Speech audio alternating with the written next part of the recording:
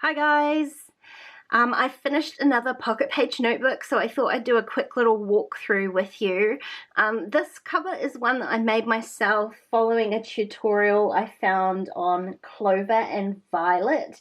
I will leave the link down below for you. It was super easy to make and I loved the results, so much so that I've made like a million more since. But this is the one that's covering today's notebook anyway. The notebook, apart from that, is completely plain, so skipping straight ahead to the inside. This was like a little over a month and a half. I'm thinking next year I might try to keep monthly notebooks. I don't know how feasible that is for me, but clearly it doesn't take me too long to fill up a notebook, and I'm thinking if I skip things like my quote notebooks and my coffee notebooks and just keep them all in one, I should be able to do monthly notebooks. That's sort of my plan at this point anyway. I'll see how that actually pans out in the end. This was a page that I did for the Feed Your Craft design team.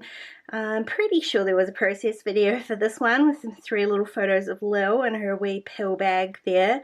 This was from the Clear and Cloudy kit from Brandy Kincaid, and I also used the Arial Alphas on there. I still love those chubby little letters. They're very cute.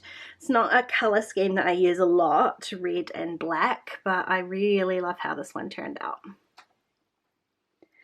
This was a fun page I did on a live stream actually, celebrating my 9,000 subscribers with 9 videos in 9 hours, and this was a page that I had done right at the end of that live stream, and I sort of finished it off after the live stream ended because I wasn't quite sure where it was going. So literally all I added was some journaling and a couple of little glittery hearts.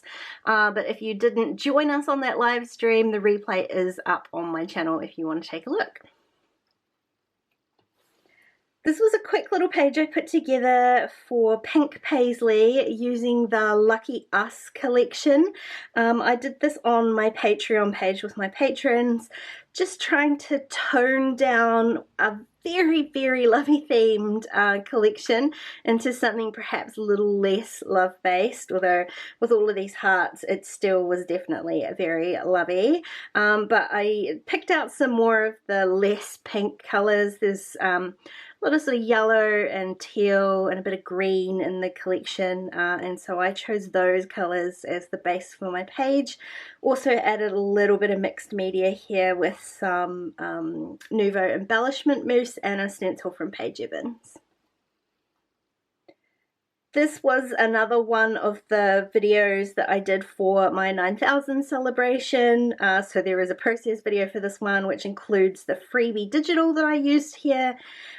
Still love this page, love these colors, loved celebrating with you guys. It was such a fun weekend. So go back and have a look at that if you want to check out this page in more sort of detail. Oh no, look, I've skipped a page. Just goes to show when I work backwards and forwards through a book like this, it does mean that I often miss a page. So I will go ahead and fill that out at some point, probably as soon as I turn this video off. This was a quick page I put together with Feed Your Craft.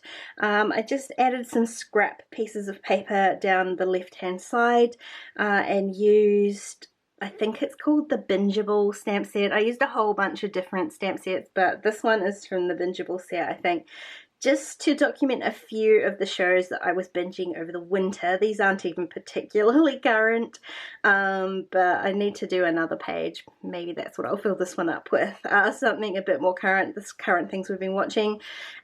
And I did stamp some of the stamps directly onto the scrap paper, but some of them I stamped onto just white card, really light white cardstock, and then fussy cut them out. So you do get these pops of white. Super hard to stamp this bright white on the coloured card. So this is one way that you can add little white details onto your page. And I also added a few of these really cute puffy hearts from Feed Your Craft too. rainbow kind of day. This was a page I put together using a cut file from scrapbook.com. Definitely a process video for this. This was fun. I love She's Magic from dearlydee. Still obsessed with it. Trying desperately hard not to go back and add a second order. Got more than enough stuff to use as it is, but these are just really pretty. I love that line. And this page is certainly less pink than I would normally pick. Like, I chose some colors, despite it being a rainbow, I did choose some colors that were less sort of pink and teal than normal, and I love the result. This was a really fun page for Citrus Twist a couple of months ago, using one of their die cuts as sort of a jumping off point for my title. Love this little photo of Lil Lil and these stitched hearts. It's such a fun technique. If you haven't tried it, give it a go. The sewing machine makes it really easy. Paper, a sewing machine goes through puffy hearts, no problem. Chipboard, you need to go a little bit slower, but just all that texture in here is so good. I love it. Plus, apart from the puffy stickers, it's still a really, really flat page. And the back half of this book is about a trip to Wellington that Shane and I took.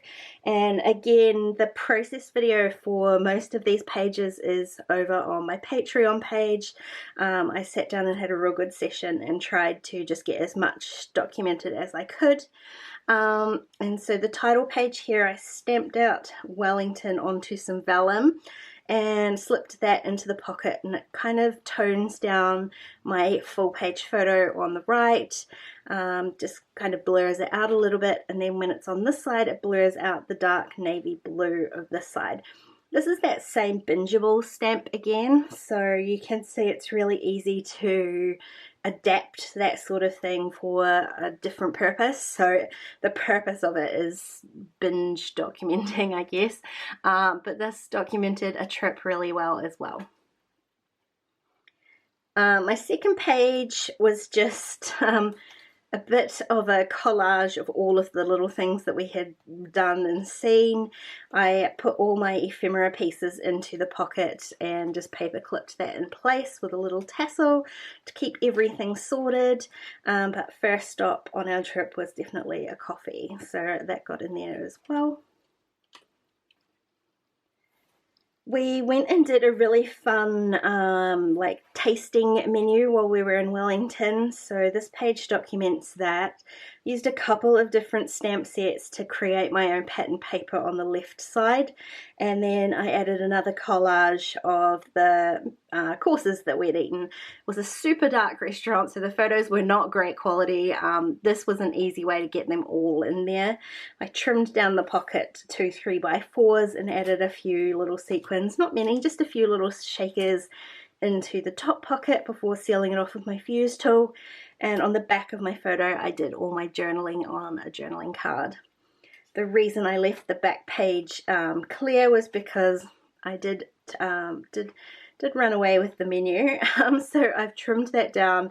I didn't want to trim it off, so I've folded it in and just added a little tab so that you can see to pull that out. This was another page in that process video on my Patreon. A couple of photos. We spent a whole lot of time while we were away walking around, so it documented how far we did actually walk, using a lot of Citrus Twist in this one as well. And this last page was a process video for Kelly stamps here on the channel. Still love this wood grainy repeat pattern. I love the tone on tone of it. It's something I wanted to try again really soon, the tone on pattern paper stamping. I love how that turned out, and despite the fact that it was documenting a not so great meal. So that is, and once again, haven't finished the back page, don't really intend to, I never do, but I will go back and fill in the page that I've missed there. That is another notebook all done. I've got room for one more in here, but for now this one is going to go on the shelf. Thanks for watching, guys. Let me know if you've got any questions about anything you've seen. Otherwise, I will see you again really soon.